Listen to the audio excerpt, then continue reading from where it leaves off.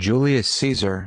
The tragedy Julius Caesar, 1599, in many respects prepared the ground for Hamlet. As in Hamlet and later in Macbeth, the action of this Roman tragedy takes place on a gloomy and sinister background. We hear about fiery warriors fighting in the clouds, about the bloody rain falling on the Capitol. In the images of mysterious omens, this painful feeling, which in those years was experienced by more than one Shakespeare, the country was inundated with beggars, homeless people. The depletion of the broad masses continued. Everything became darker era, the history of which is inscribed in the annals of human language. Flaming Sword and Fire. K. Marx and F. Engel, Works, Volume X7, p. 783. In the numerous pamphlets published in those years, for the first time and as if from afar thunderstorms were heard, the English bourgeois revolution was approaching. The farther in the past the danger was extinguished from the outside, on the part of the Spaniards, the more the criticism of the government was unleashed among the bourgeoisie and part of the nobility. Approaching 1601, when the Parliament in the issue of monopolies for the first time sharply broke up with the government. Near the very throne conspired conspiracy, in one of which, headed by the Grafs of Essex, was attended by the former patron of Shakespeare, Earl of Southampton. The heavy thunderous atmosphere of these years was reflected in the drama. Chapman writes a grim tragedy, Bus Id Amboise. With his bloody dramas comes around the same years Jean Marston.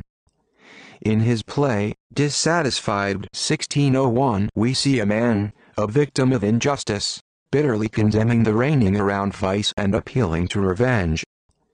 In this atmosphere were born in Julius Caesar and Hamlet. In the sense of interpreting historical events, Shakespeare in Julius Caesar largely adheres to the concept of her original source, Plutarch. Although Julius Caesar and not a Republican play, it is certain that Shakespeare showed Caesar in an unattractive light. In Shakespeare, as some scholars believe, Montaigne's words also influenced. Good does not necessarily replace the destroyed evil. Evil may be worse, as the killers of Caesar proved, which plunged the state into a great disorder.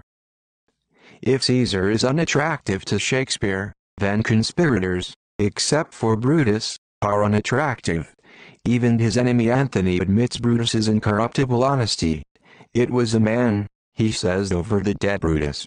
Yet the impact of Kiaj Hallam turned out to be a fatal mistake.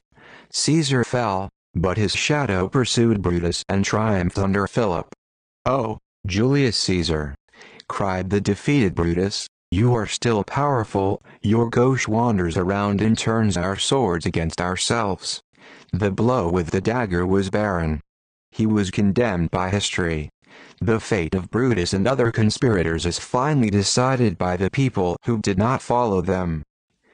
The image of the crowd in the Julius Caesar, as in the Coriolanus 1607, provoked contradictory judgments among the commentators.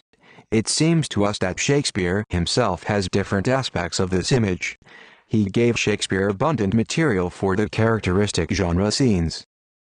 Before us, of course, not a crowd of ancient Rome, but the townspeople of Shakespeare's London. Before us is the mass of people that Shakespeare observed in London at the turn of the century, in the gloomy years of the onset reaction, a mass in which there was a deafening discontent, but at the same time a mass of unorganized, spontaneous, devoid of worthy leaders. This crowd becomes in Julius Caesar a victim of artful eloquence of Mark Antony, in Coriolanus egoistical, petty intrigues of tribunes. Shakespeare was the first English playwright to show the crowd as a real political force.